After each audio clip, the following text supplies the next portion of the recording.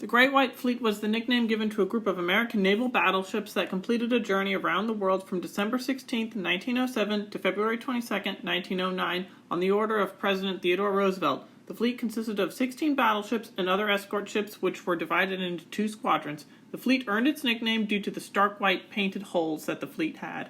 The fleet's primary mission was to make friendly, courteous visits to numerous countries while displaying new U.S. naval power to the rest of the world. Roosevelt sought to demonstrate growing American military prowess and blue water naval capabilities. Another goal was to deter a threatened war with Japan amid growing tensions around 1907. The voyage helped familiarize the 14,500 American officers and sailors with the logistical and planning needs for extended fleet actions far from home.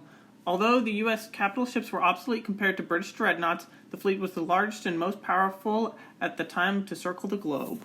The United States began participating in naval courteous calls in 1902 when Roosevelt invited Kaiser Wilhelm II of Germany to send a squadron for a courteous call to New York City. Invitations for U.S. naval ships to participate in fleet celebrations in the United Kingdom and France and Germany followed soon after. Additionally, the voyage of the Great White Fleet demonstrated both at home and on the world stage that the U.S. had become a major sea power in the years after the triumph in the Spanish-American War, with possessions that included Guam, the Philippines, and Puerto Rico.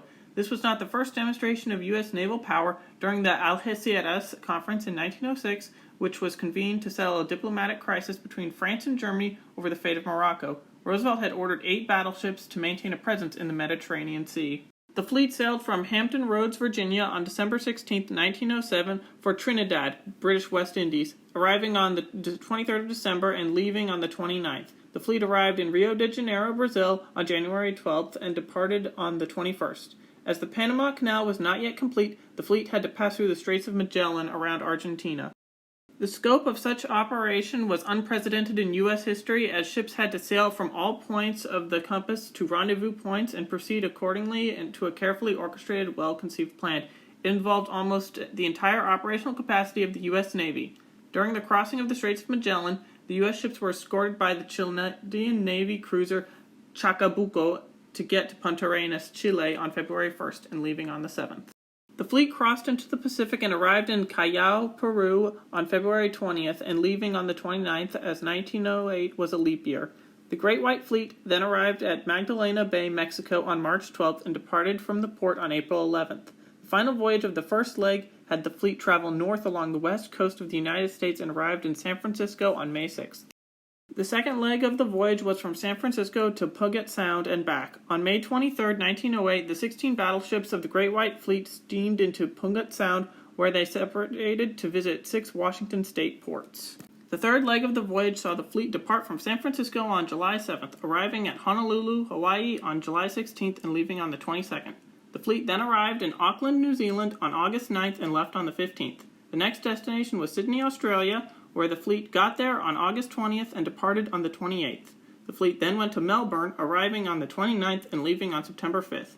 The group then arrived in Albany, Australia on September 11th and left on the 18th. The fleet arrived at Manila in the Philippines on October 2nd and then departed on the 9th. The last trip of the third leg saw the fleet together at Yokohama, Japan, arriving on October 18th and leaving on the 25th. First Squadron then arrived back in Manila on the 31st. Meanwhile, Second Squadron arrived in Amoy, China on October 29th and left on November 5th. Second Squadron then arrives back in Manila on November 7th. The fourth and final leg witnessed the combined fleet depart from Manila on December 1st and arrive in Colombo, Ceylon, modern-day Sri Lanka under British control, on December 13th. The Great White Fleet would then leave Ceylon on December 20th, arriving in Suez, Egypt on January 3rd, 1909, and staying until January 6th. On January 31st, the fleet arrived in Gibraltar and departed on February 6th. The final trip undertaken by the fleet was crossing the Atlantic and finishing the global voyage on February 22nd, arriving back in Hampton Roads, Virginia. The crews of the Great White Fleet provided practical experience for U.S. naval personnel in sea duty and ship handling. It also showed the viability of U.S. warships for long-range operations, as no major mechanical mishaps occurred. However, while the crews uncovered design flaws, it did not test the abilities to engage in battle. The success of the deployment might have helped obscure design deficiencies that were not addressed until World War I. These include excessive draft, low armor belts, large turret openings, and exposed ammunition hoists. Did you know about the Great White Fleet before this video? Is there anything I left out? Let me know in the comments below, and thank you for watching.